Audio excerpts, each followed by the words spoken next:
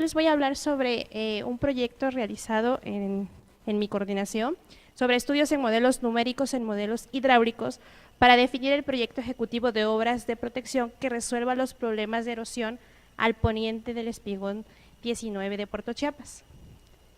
¿Puedes darle el siguiente, por favor? Otra. Okay.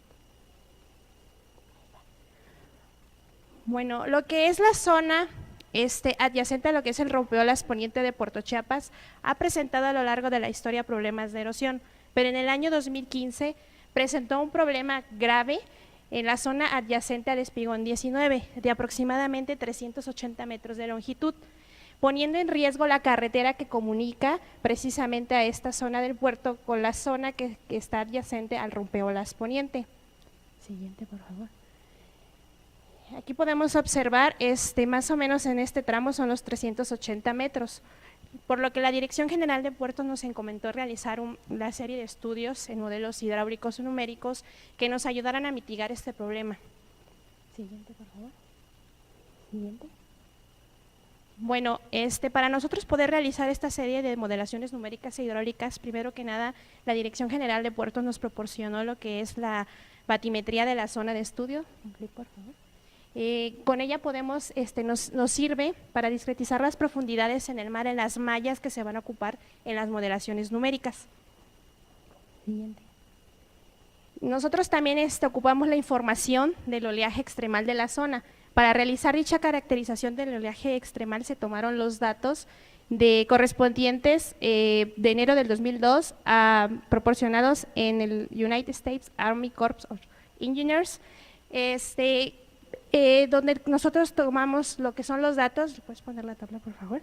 En esta tabla podemos observar los datos y para fines del estudio nosotros tomamos los datos de un periodo de retorno de 100 años, una altura de ola de 8.7 metros y un periodo de 15.2 segundos. Siguiente, por favor. Realizamos lo que es el cálculo de la marea de tormenta por el criterio propuesto por el Manual Shore Protection, de los cuales en el resultado que se obtiene tomamos un valor promedio de dicha sobreelevación. Esto es para cada una de las direcciones de incidencia de oleaje en esa zona. Como podemos observar, las direcciones que llegan al puerto son la oeste, la sur 15 grados, sur 30 grados oeste, sur 45 oeste, sur 60 grados oeste, sur 75 grados oeste y la oeste. Siguiente, por favor. Bueno, tomando como base los datos ya obtenidos de la sobreelevación, los datos obtenidos de la información batimétrica, se hace lo que es la modelación numérica de la refracción del oleaje extremal. El programa que se utiliza es el MAC 21, el cual lo que nos permite es calcular la propagación de ese oleaje de aguas profundas hacia la costa. Toma en cuenta diferentes factores como los efectos de la refracción y disipación de las variaciones debidas a la variación de las profundidades, lo que es la generación del viento local y la disipación de la energía debido a la fricción del fondo y al oleaje rompiente. Siguiente, por favor.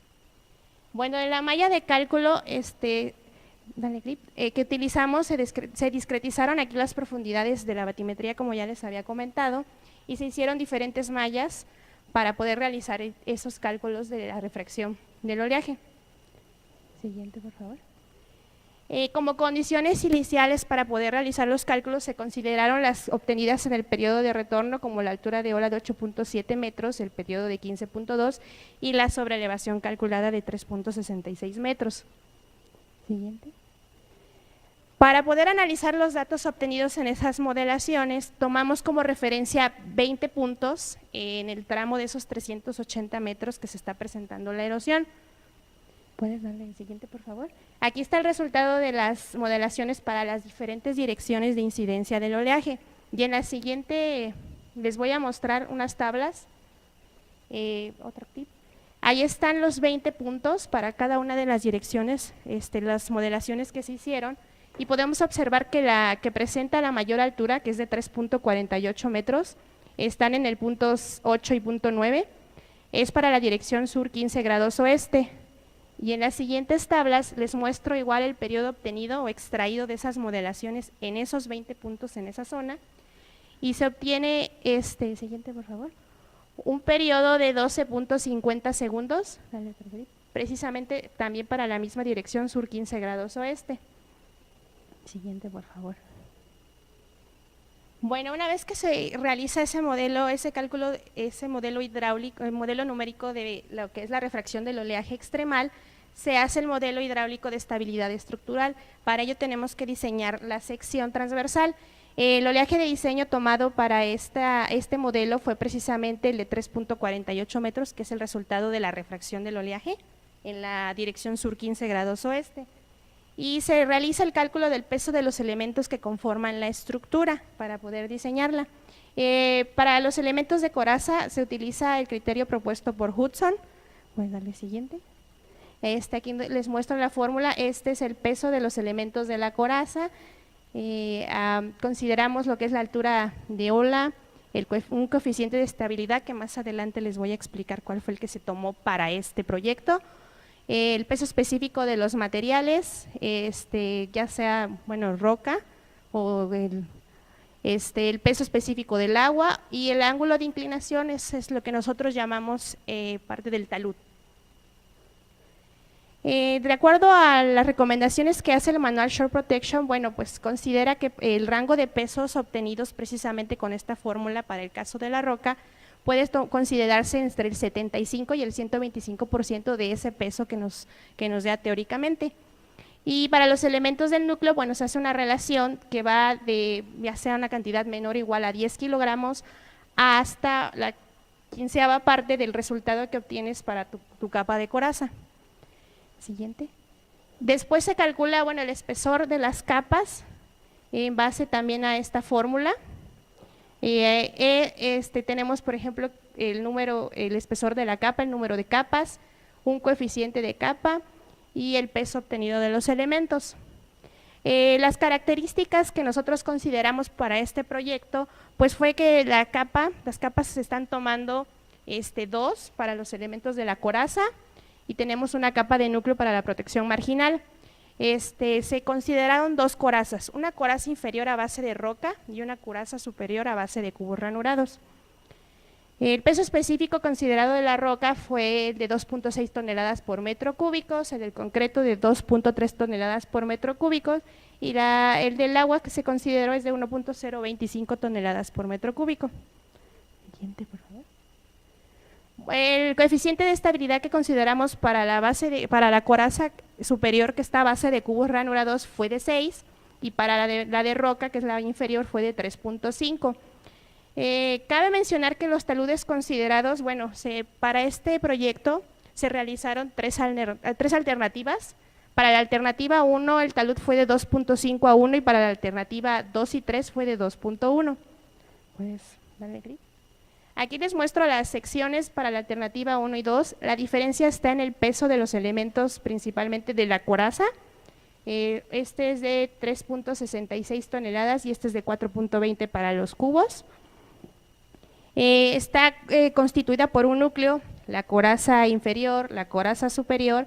Esta línea negra que observan es un geotextil y acá se considera un material de relleno. También podemos, aparte de ver aquí el peso de los elementos, otra de las variaciones es la elevación, la altura a la que están dispuestas las 2 alternativas. Siguiente. Para la tercera alternativa, el peso de los elementos es exactamente el mismo, el diseño es el mismo, pero es un poco más alta. Siguiente, por favor. El programa de ensayos que se llevó a cabo se hizo en el canal de olas que nosotros denominamos ancho, que consta de 27 metros de largo por 5 de ancho y 1,20 de profundidad. Se ensaya cada una de las alternativas para 2 periodos de ola, en este caso de 10 y de 12.5, que fue el máximo con el cálculo del modelo numérico de refracción del oleaje extremal. Y se somete a una altura menor a la altura de diseño, y una mayor. También se hizo con el cálculo de la sobreelevación, ese fue el nivel de tormenta que nosotros consideramos. Siguiente. La escala que seleccionamos nosotros previamente, bueno, en base a la escala, es el peso de los elementos, lo que vamos a necesitar. Hay que adecuar el modelo. Para este caso, como la pendiente que ya existía en ese canal era muy similar a la que necesitamos, no fue necesario romper la losa y volver a hacerla. sino que ya nada más se procedió a seleccionar el material, es decir, se pesa, que tenga las características de peso y dimensiones a la escala señalada, se les aplica, se pintan, en el canal, en los vidrios, se traza la sección transversal, siguiente, y luego se procede precisamente a colocar las diferentes capas que componen el material. Aquí podemos ver el núcleo, aquí están ya colocando los elementos de coraza, y por acá están colocando el equivalente al relleno de material, producto de dragado. Siguiente. Bueno, para lo que es la alternativa 1 se utilizó la escala 1 a 33 y para la alternativa 2 y 3 se utilizaron las escalas 1 a 36. Esto se hizo en base al peso de los elementos con los que ya contamos en el laboratorio. Se ajusta la escala de acuerdo a las dimensiones y el peso de los elementos que ya existen. En caso de no, pues tienen que fabricar desde cero. Siguiente. Bueno, para operar el modelo hidráulico utilizamos un panel de control que controla la computadora, el cual manda señales digitales, que el generador, que el convertidor convierte a señales análogas y le manda la señal al generador de oleaje y lo que es al sensor de oleaje de donde medimos y regresa la señal de la misma manera hacia la computadora. El siguiente. Aquí está les puedo mostrar uno de los sensores que utilizamos, fue el sensor capacitivo, cuya capacidad es de más o menos 5 volts de resolución, y su finalidad precisamente es medir lo que es la altura de ola incidente, es decir, la altura de ola que llega justamente donde se coloca ese sensor. Así podemos verificar que las alturas de ola que están llegando están a la escala requerida y son la altura que nosotros requerimos para ese ensayo. Siguiente. Bueno, nosotros procedemos a hacer el cálculo del porcentaje de daño de las estructuras. Cada una de estas alternativas se construye la sección y se somete al oleaje de incidencia, el oleaje irregular, y nosotros calculamos el porcentaje de daño de acuerdo al número de elementos de coraza que colocamos contra el número de elementos dañados, es decir, de los elementos que se mueven. Siguiente.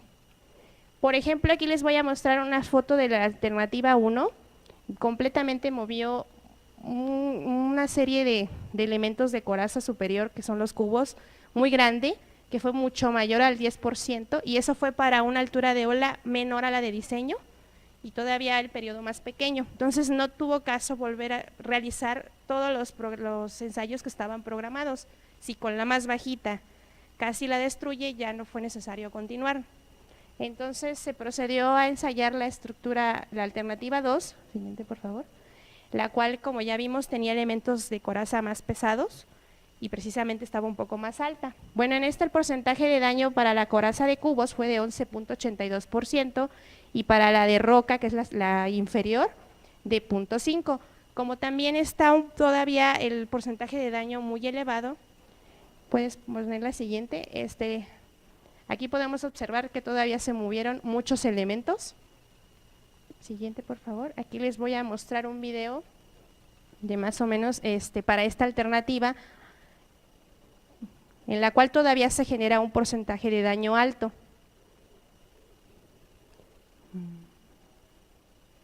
Aquí está lo que es la coraza a base de roca y esta es la coraza a base de cubos, espero que se alcance a apreciar. Y el oleaje irregular lo pueden notar porque no todas las olas son de la misma intensidad y de la misma altura.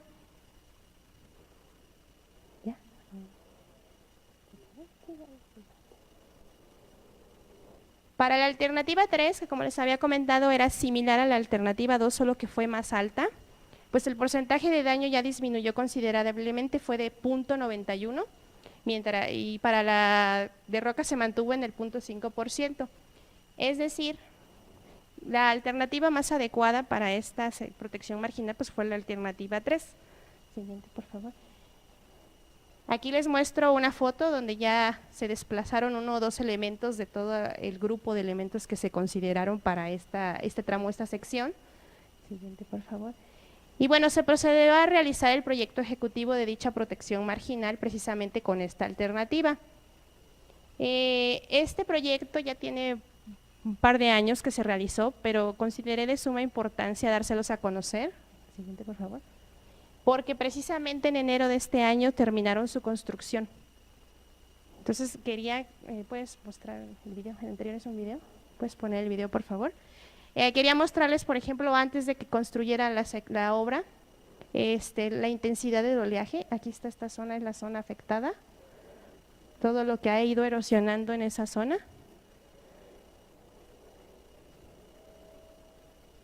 Como podrán ver, sí está intenso el oleaje. Digo, ya casi llegaba incluso a la carretera. No tiene audio. Algo así. Siguiente, por favor. Y bueno, más o menos les muestro algunas de las fotos del proceso constructivo, precisamente de esa obra de protección. Siguiente, y video, por favor. Bueno, en este video les muestro más o menos, no se alcanza a apreciar, cómo colocan uno de los cubos.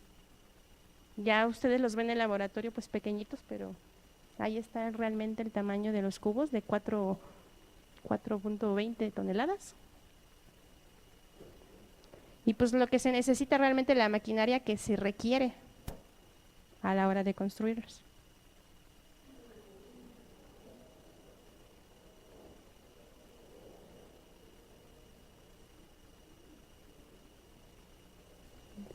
Siguiente. Y no, ese ya no hay video. Bueno, y en estas, bueno, son unas vistas aéreas precisamente antes de que se terminara la obra.